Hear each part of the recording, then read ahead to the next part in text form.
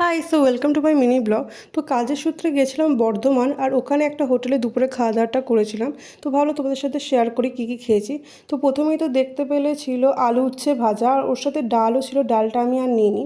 এবং তারপরে ছিল মাছের মাথা দিয়ে বাঁধাকপির তরকারি, আর এটা খুবই ভালো ছিল খেতে।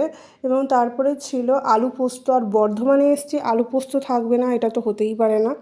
যাই হোক, তারপরে এই দিয়েও ভাতটা বেশ ভালো করে খেয়ে নিলাম। এবং তারপরেই ছিল ধনেপাতার চাটনি, যেটা স্যালাডের ওপর দিয়েছিল, ওটা দিয়েও একটু ভাতটা খেলাম, বেশ ভালো লাগলো। এবং তারপরে ছিল চিকেন কষা, একদম ঝাল ঝাল লাল লাল, একদম মানে ওর ওপর একটু লেবু চিপে আমি ভাতটা ভালো করে মাখিয়ে খেলাম। আর আমার না এই হোটেলের এই ব্যবস্থাটা খুবই ভালো লাগলো, একদম এই পদ্ম পাতার উপরে কাঁসার বাটিতে মাংস, খুবই সুন্দর ছিল। তো যাই হোক, তারপর ভাতটা ভালো করে মাখিয়ে খেয়ে নিলাম। এবং তারপর ছিল শেষ পাতে চাটনি আর দই। তো ভিডিওটা আজকে এই পর্যন্ত। ভিডিও ভালো লাইক করে দেওয়ার, নতুন নতুন ভিডিও দেখার জন্য অবশ্যই আমার চ্যানেলটা সাবস্ক্রাইব করে দিও।